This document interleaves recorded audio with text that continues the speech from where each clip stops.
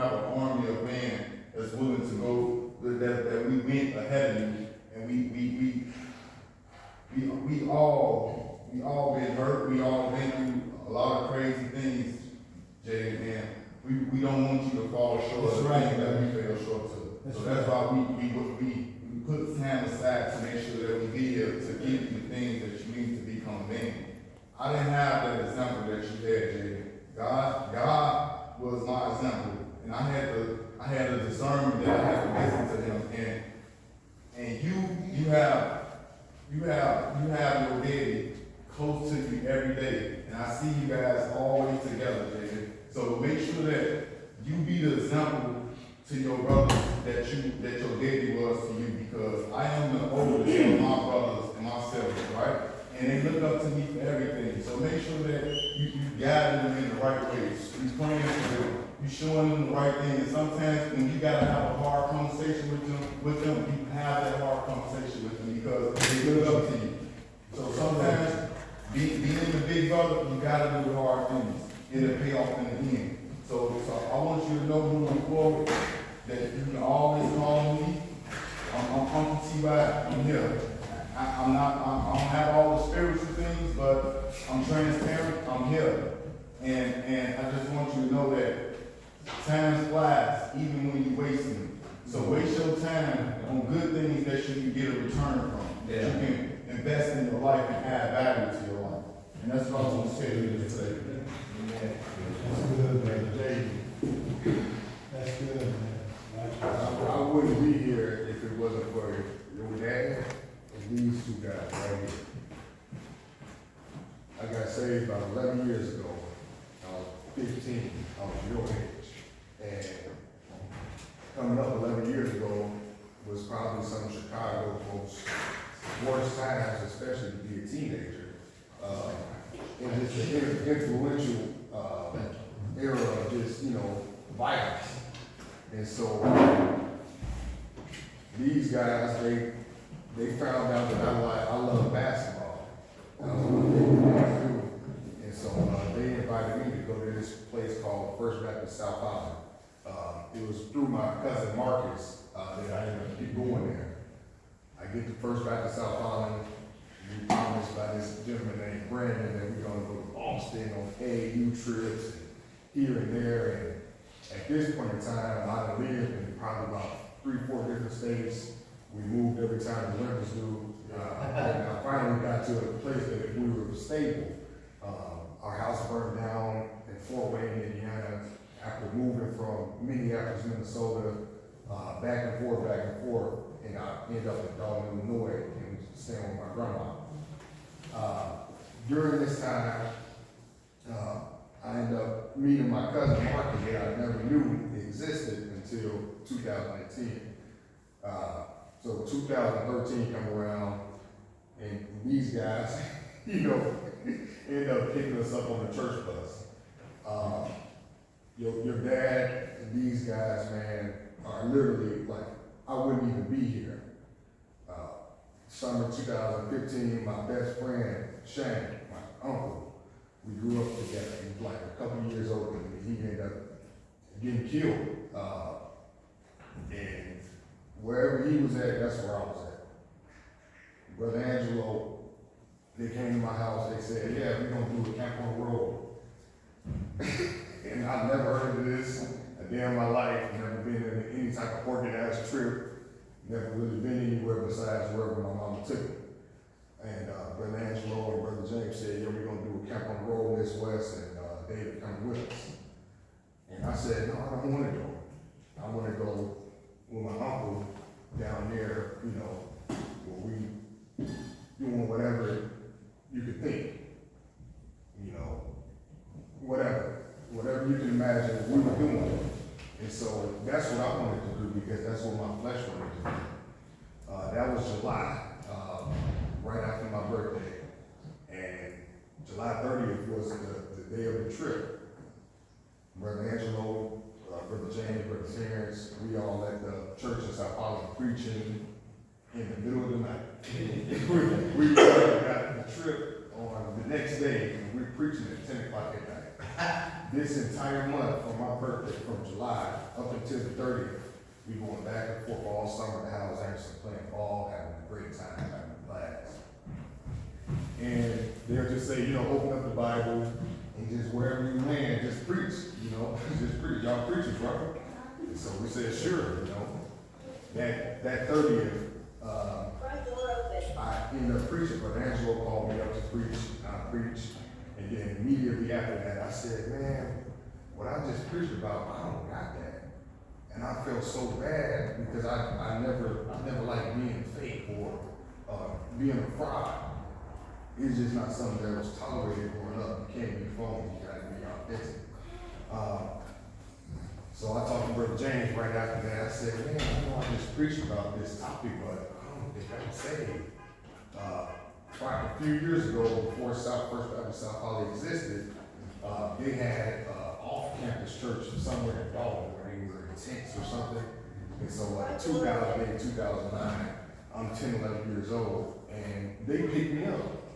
I had no idea that these were the same people that picked me up a few years later, but they picked me up. We sang songs, they gave us candy, and I remember it vividly. And then a few years later, lo and behold, I'm back here. And so I'm talking to Brother James, I'm like, man, I just preached this topic again. You know, I knew the word. In 2008, 2009, I remember just going over a prayer or going over some words to get candy or something. So I told them, you know, I'm saved. Once I got to the church, I told everybody, I'm saved. I've been around them long enough to bingo that, oh, okay, yeah, you're in, you're saved. And I really wasn't saved.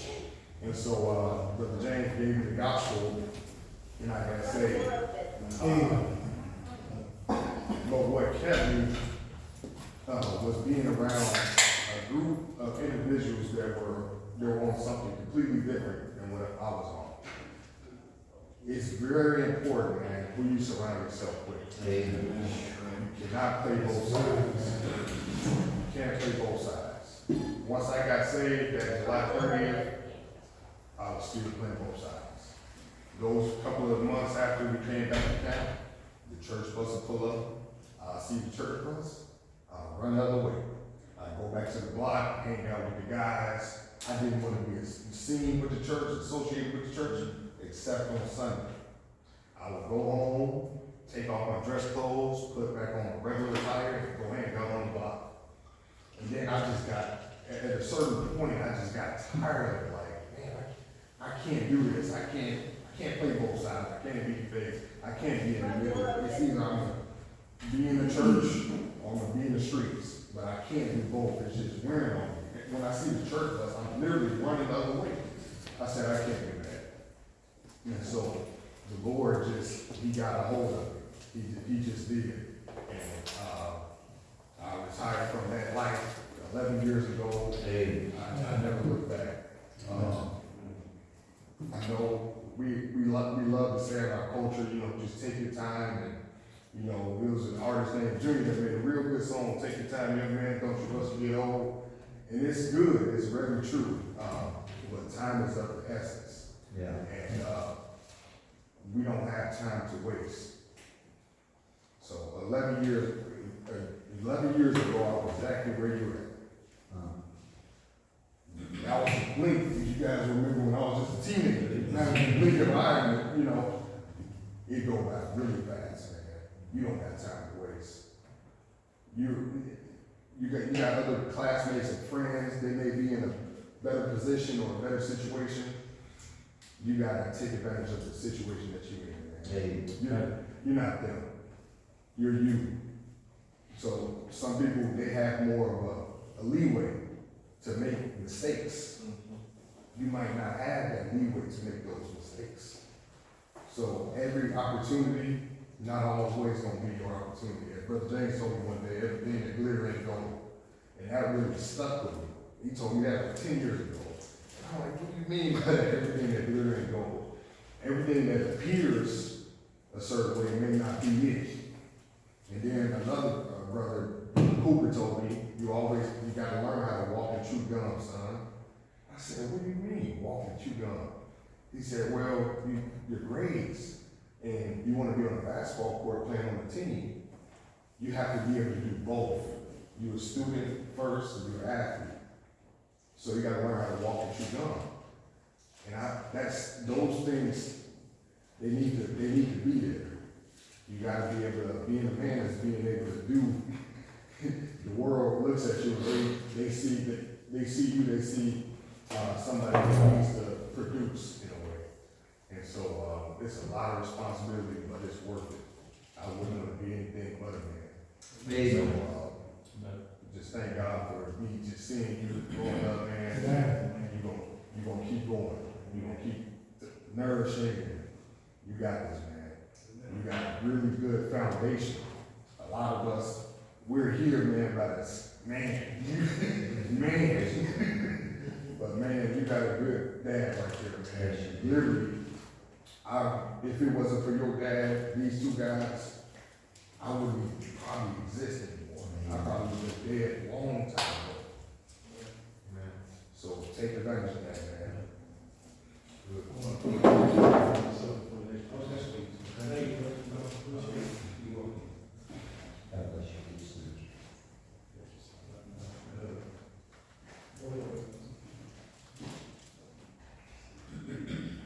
Nice meeting you, brother. I apologize for this evening, so it's delayed. Yes, sir. Thank you, preacher. Jayden, I guess I'll go if I can. Is that all right? You ready to go? Yes. I got some verses here. I'm going to read you out of Genesis 27 and chapter 28. So your dad asked me to come here. Obviously, like this was earlier. We're all here for a reason. It's to make your seed for your life to go well. That's what your mom and dad's main purpose is. That's why we're meeting here. And it happened to be like a few weeks prior to your dad asking me to be one of the guys to come. I had been reading, the scriptures, in my living in my kitchen. And I was thinking about my life. And when I was reading that, about Jacob and when his father Isaac, he told him something. He told him what to do. He gave him a command. And I was thinking, how old was Jacob when his dad told him, hey, go over here and take a wife over here. Go over there where your mother's father is and get a wife from there. And I was thinking, when his guy's old enough to get married and he's old enough to leave the house, he's already past age. But it said he obeyed his mom and his dad. And I thought about my life, I was like, I didn't obey. I did not obey my dad. I didn't obey my grandmother who loved me. She prayed for me. All the way from shore till she left this earth. And I love my grandma. I love my dad. Good dad. I still have a good dad. I still got my daddy with me. He wasn't the dad that played football, and he was the dad that took us to the movies and made sure we went to the smorgasbord and ate all day long. And, he was that type of a dad. He's the one who yelled and screamed and stressed out, but he was with us. It wasn't a day I didn't see my dad. And I knew my dad loved me. That's the main thing. My dad had some bad habits, obviously, from out of the Vietnam War, being a single parent. So I know my dad had some issues, but I knew my dad loved me. So I have the best dad in the world, and I still do. And but I had some stubborn. I was stubborn. I did what I wanted to do. I didn't obey. And I was reading. I'm going to read a few of these verses out of chapter 28, and then I'm going to go back to 27. Okay, so bear with me, all right? It says that Isaac called Jacob and blessed him, and charged and said unto him, Thou shalt not take a wife of the daughters of Canaan. Arise, go to Hadarium, to the house of Bethel, thy mother's father, and take thee a wife from thence, and of the daughters of Laban, thy mother's brother. And God Almighty bless thee, and make thee fruitful, and multiply thee, that thou mayest be a multitude of people, and give thee the blessing of Abraham to thee and to thy seed and with thee, that thou mayest inherit the land wherein thou art a stranger, which God gave unto Abraham.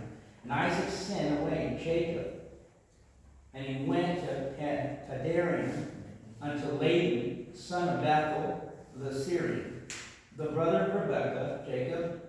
Jacob's and Esau's mother. Okay?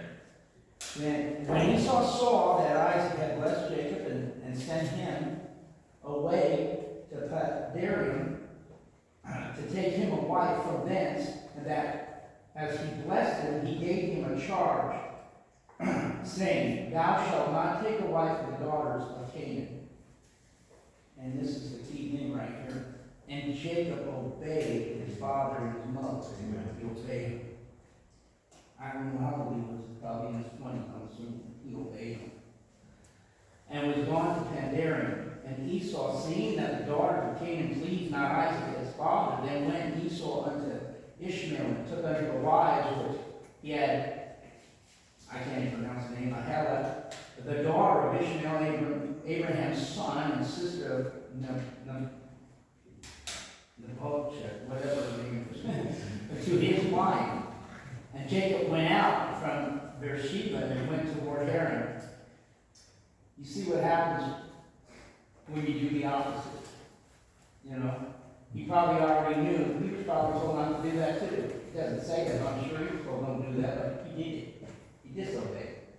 For whatever reason, whether he was jealous or upset or wanted to get back, he didn't care. Right? He didn't care about the things of God. One thing we do know that.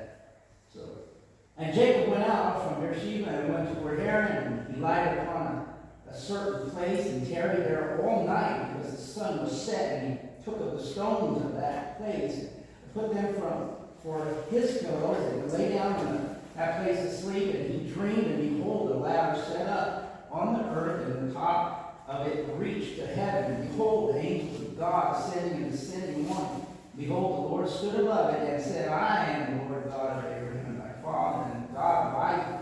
The land whereon thou liest, thee will I give it, and to thy seed shall be as the dust of the earth. Thou shalt spread abroad to the west, and to the east, and to the north, to the south. And in thee and in thy seed shall all the families of the earth be blessed. That's us right now. And behold, I am with thee, and will keep thee in all places whither thou goest, and will bring thee again into this land, for I will not leave thee until I have done that which I have spoken of thee. Because he obeyed his mom and his dad. He obeyed. You know, he listened to him. I'm going to go back right here to 27 real quick. And this is kind of like, maybe some people will get it, like an eyebrow raised, but I'm thinking about this. We think, Jacob, he tricked his dad. And we think he was a trickster. He got paid back for that, working for his father-in-law. It says this, and Rebekah spake unto Jacob her son, saying, Behold, I heard thy father speak unto Esau thy brother, saying, Bring me venison and make me savory meat, that I may eat before my death, that I may eat and bless thee before the Lord before my death. Now therefore, my son, obey my voice according to that which I command thee. Go now to the flock and fetch me from thence 2 good kids and goats, and I will make them savory meat for thy father, such as he loveth. And thou shalt bring it to thy father, that he may eat, and that he may bless thee before his death. His mother, he obeyed his mother there. I'm not saying now if your mom knows because you go rob a bank, go rob a bank, but, she knows their hearts. Your mom knows your heart, and she knows others' hearts. And I would say that your dad, wants to touch on things like dating, on marriage, and all these things. And I would say, you got a good mother and a good father. They're the ones in your corner. More so than any of us. We barely know you, But we're going to do our best to give you the right advice. Because they're rooting for you, and you got good parents. And you're God's child, you're saved. You profess salvation, that you're God, you belong to God. So you're going to be dealt with if you step out of line too. And that's a good thing. And you don't want that. But you have your dad next to you. You have your mom. People say, did you take that girl and introduce her to your parents? That should be the first thing you do, I think, if you ever, when you do find somebody. I would ask God, give me that one girl. I don't want to date. I just need one girl, I would start asking that. before all this dating stuff.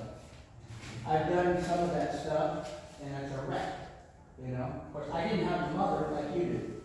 Never had a mother. I got a grandmother. I don't take nothing away from that lady, but she wasn't my mother. She was my grandma. Okay? But you have a mother that you can, the lady might not cook like your mom, she might not clean like your mom, but you have your mother.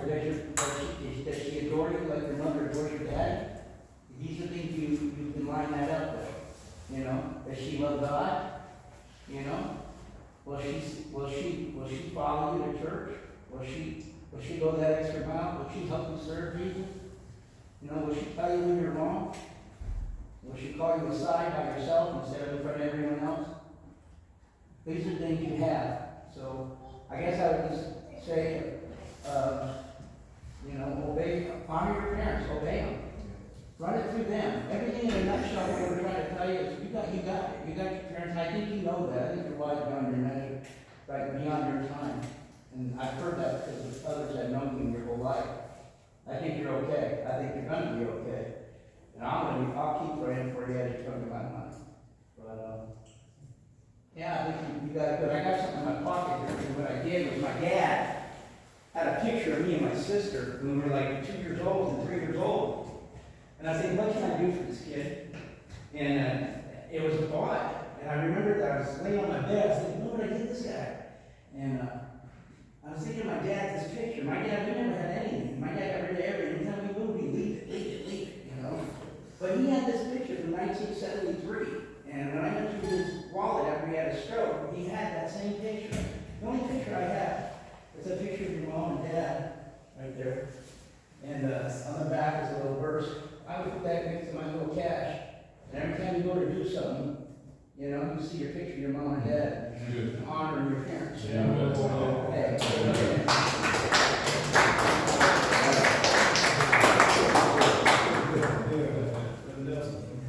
It's good. That was good. I don't know how to follow that. That was good. Jayden, you're an incredibly young man, and like I said earlier, when you were in our junior high department, you were always very respectful, very kind. You always listened. I never had to get on to you, and I know that you love your parents. We love your parents. You're surrounded by a bunch of guys who care a great deal about you, and they wouldn't be here if they didn't. We were challenged with a lot of different topics that we could talk about, and all of them are very important, critical. And for some of us in the room, I think we can all agree that some of these are topics we wish maybe we had been taught and talked to about in certain circumstances. If I could just focus on one area, if there was one thing that I would really encourage you to consider, I would really challenge you to let truth define who you are. And what I mean by that, by your own testimony, you're saved. God never saves someone and just leaves them. He equips them. He gives them everything they're going to need. And you have access to everything you're going to need to be successful as a Christian. Okay, a Christian young man. You were in my department, and you know that I love the Armor of God series. I love that. We talked about it while you were there, and sometimes I spend too much time on it. But one of the attributes of that armor that I love is the belt of truth. All the pieces of the equipment are important. They're all vital. You need to have all of them. You need to work on all of them. But truth is unique in the fact that it's not a weapon, and it's not even really defensive. Those that have studied the armor as it's defined in the Bible, Paul used it because it was an illustration that many people would have recognized. They saw Roman soldiers all the time. So they knew the armor, they knew the shield, they knew the sword, they knew the shoes that they wore. The belt was unique. Most people think that the belt had some kind of protective nature to it, or it was defensive in nature. It was not. The only thing really that the belt did it basically defined him as a Roman soldier. The Roman soldiers were the only ones that wore a belt like that. And interestingly enough, they wore that belt even when they weren't in uniform. You wore that belt everywhere you went. Say you went into a village or into a city to buy, sell, trade. A Roman soldier was expected to wear his belt. Now, he may not wear a sword or carry a shield or wear his armor into that city, but he was expected to wear that belt because it told everybody in that city who he was and who he represented. Truth needs to, you need to be defined by truth. And when people see you, Jay, they need to think, there's a young man who embodies truth. You know, we live in a day and age right now where people, it's really hard. All of us in this room struggle to understand what's really true. There's a lot of conspiracy theories out there. There's a lot of people who talk about things. It's really hard sometimes to really define what's true. And that's true in relationships. Somebody here tonight might talk to you about dating and marriage. I'll be honest, sometimes it's difficult to know what is true and what's not true. But I want to, if I can, just share a verse with you. And I think most of us in here are familiar with the verse. In John chapter 8, our Savior says this in verse, you gotta take my glasses off, I can't read up close like that. So I have to wear these so I can see you, but then I take them off, I can see this. In verse 31 there, it says that Jesus said to those Jews which believed on him, if ye continue in my word, then ye are my disciples indeed. And ye shall know the truth, and the truth shall set you free. Or shall make you free. Jay, there is no greater feeling in this world than knowing what's true. And understanding what's true. But I'll tell you, the only way you're going to be able to do that, you have to filter everything that you hear and see through this book.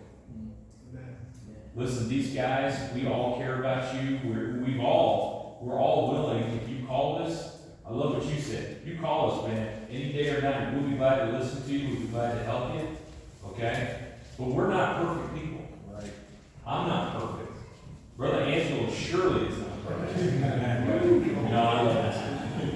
But Jay, the truth of the matter is, as you get older, and I think we found this to be true too. You gotta listen. You gotta filter everything you hear, everything you see, and everything you do. Hey, it's gotta be filtered in this book. You got to. It's the only perfect thing that we have. It's the only absolute true thing that we have in our possession. Our friendships are important, and I believe Brother Angelo, he's been a friend of mine forever. And I love this man very, very much. And I believe that everything he's ever told me to be true. Pretty much. And I try to be true to you too, sir. Just for the record. Okay. But at the end of the day, he and I both have our Bible here tonight, and both of us can depend on this book to be absolute truth. Amen. And so I would encourage you, you're going to have your up days, you're going to have your down days, you're going to have your friends that are going to tell you stuff, you're going to have people that care about you that are going to tell you stuff. Listen, take everything you hear, Jay, everything you hear, take it back to the book. Take it back to the book. And it doesn't mean that, you should ignore certain people, but there are going to be times when this book is going to show you very clearly that there's some people you should listen to and some people you shouldn't. It's going to help you filter out. And it's going to help you find the pure things, the holy things, the right things, okay? So I would just encourage you, Jayden, I love you, man. You're a good, great guy. You went to school with my son, and he would come home and talk about seeing you in the hallway sometimes. Listen, I just want you to know, brother, this book is the most valuable thing you own. And no matter where God takes you or what he does with you, as long as you got this book with you, brother, there's nothing you can't face. Amen. Okay?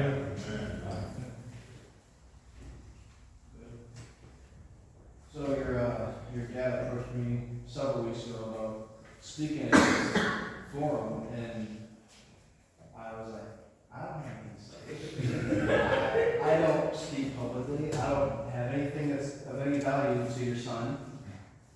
And I said, I can probably come.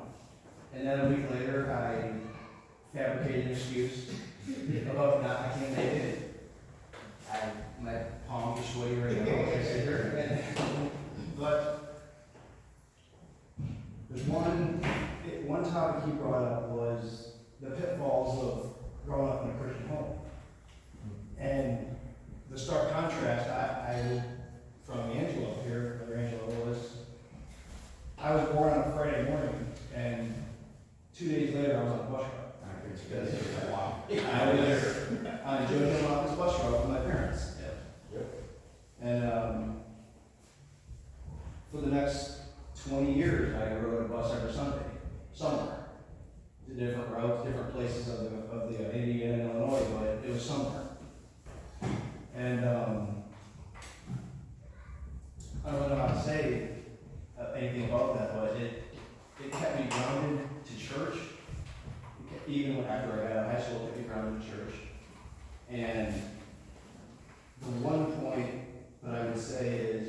find something at church that's gonna keep you there. Because I lived through a time in my life where I didn't want to be at church. I wanted no part of it. I was there for one reason, and that reason was in 7th grade, I picked up an instrument. And I started playing a trumpet. And my senior year of high school, Clyde Wolf had me join the church orchestra. And that is the only reason why I'm at church today. It's because of that orchestra. If I didn't have that, I would not be in church. I probably would not be married to my wife. I wouldn't have my 3 kids. I don't know where I would be. Find something now while you're forced to be in church. You might want to be there right now, but you never know when you won't. Find it, do it, don't stop doing it. It's going to carry you through rough times, and stick with it. Like I say, That's good, man. That's good. I'll share with you a brief thought. I don't want to go into elaborate detail, we've already heard.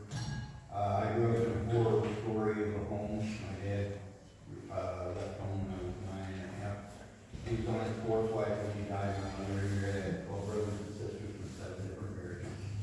So having a broken home and all the issues that go along with that, I grew up with that. But one thing I thought that would be a blessing that has not been shared today, the Bible said, "He that walketh with wise men shall be wise, but the companion of fools shall be destroyed." Not maybe, not might, but shall be destroyed. That's a guarantee. Be careful who your friends are. Very, very careful. When I got saved, I partied with the rest of the friends that I went to school with.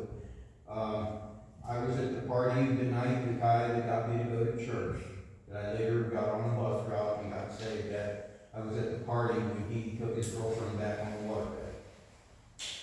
So I've been through all those kind of things growing up.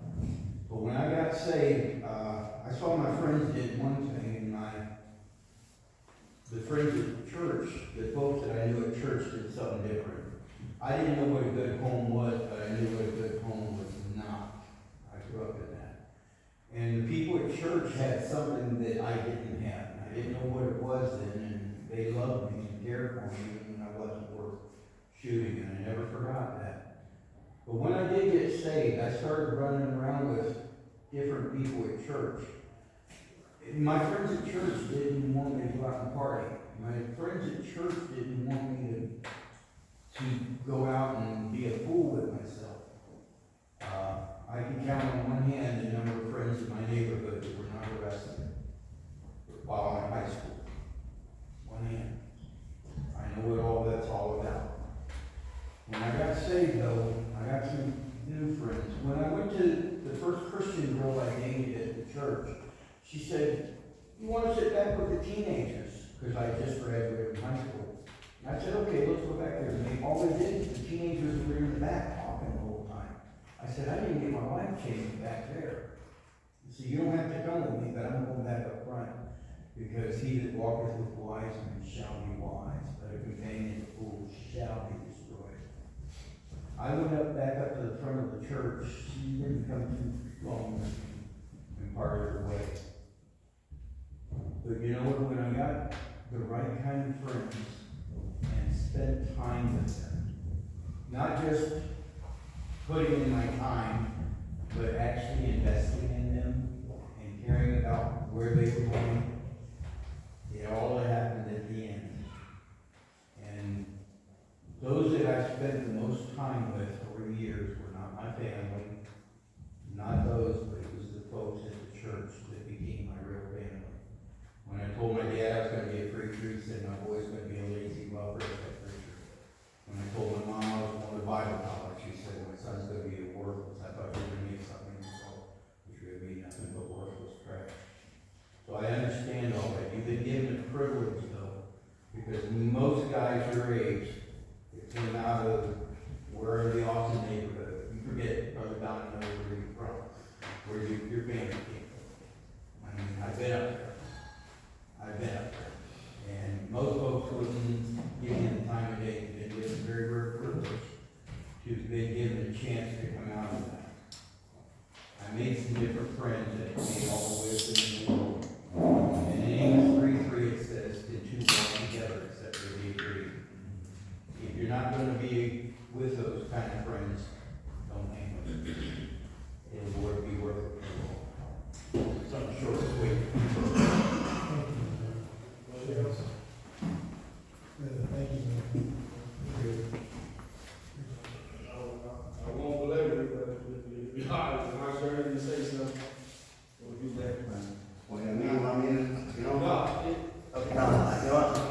sitting there thinking about a lot of things, Jayden, and, you know, I'm glad to be here.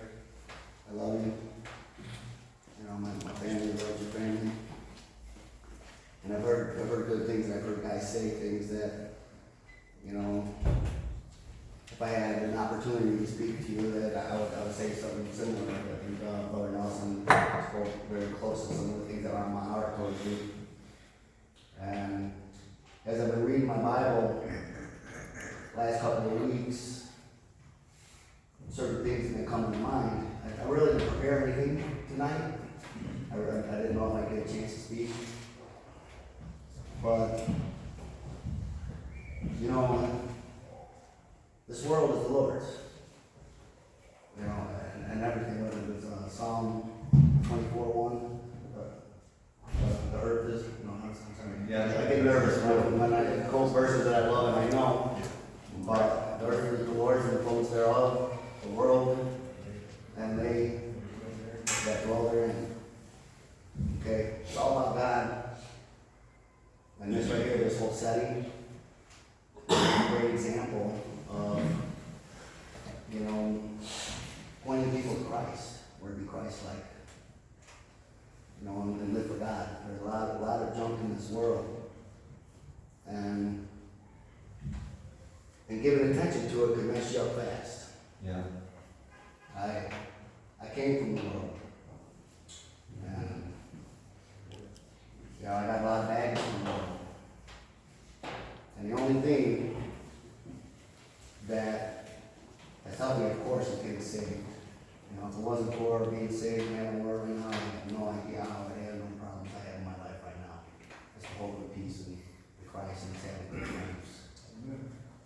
And seeing faithful friends. Your dad, you know, as people that I know closely, one of the first things that come to mind when I think of your dad is a faithful man who loves God. And he brings his family right along. You know, and you're in a good place to be with your dad, following him around, and again, pointing to this setting, what he's doing right here.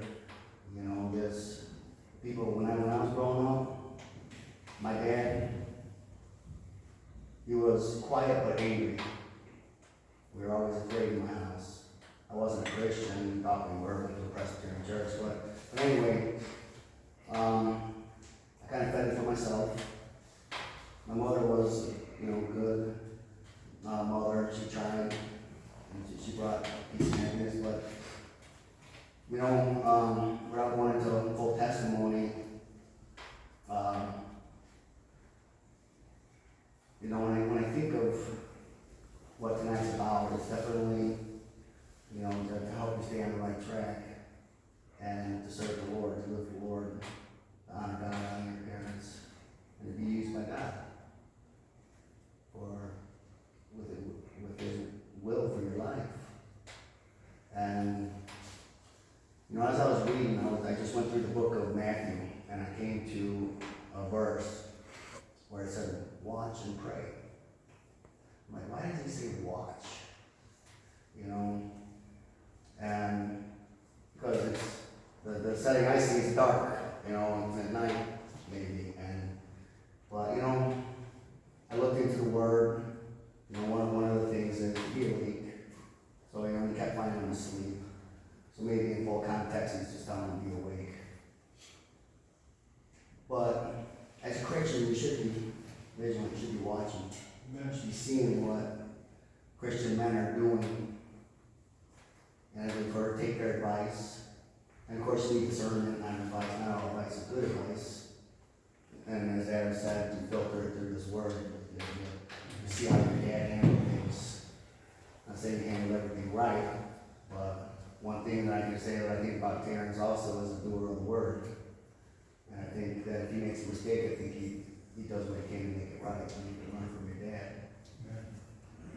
But going back to that verse that I read about, you know, watch and pray. I struggle a lot in the moment. I pray a lot. I talk to God all day. I ask for His help all day. I ask for guidance, wisdom,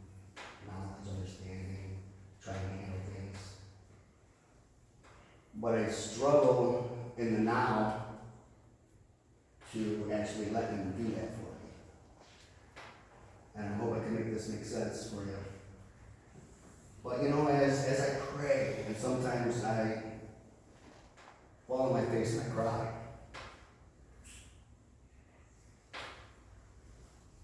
And I ask him, why?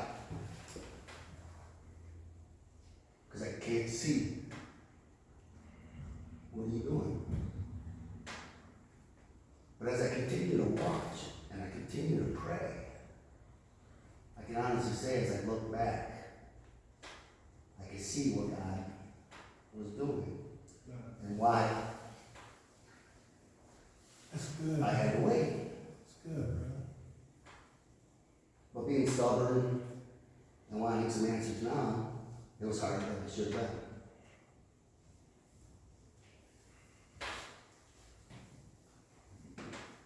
And so if I can say anything to you, is to take what's being given to you. Okay? I believe you're saved. You know, in John 1:12, it says we got the power to be the sons of God. That's the first step of being Christ-like. You got the power of the Holy Spirit in your life. Okay, we need Jesus Christ because we have sin. Jesus knew no sin. But you have the power to be the Son of God. You have men who are willing to stand with you in the name of Christ. And look and see what's going on. You should be able to see that it's good. I lost my train of thought here a little bit on that verse that came to mind that really stuck with me the last couple of weeks. But I just ask that you trust God, you watch, you pray. You know, I'm sure your dad wants the best for you. He's here for guys to give you wisdom from whatever they got from their life, their struggles. As he said, you know, I don't remember how he said it, but, you know, something about, you know, about what not to do. Yeah.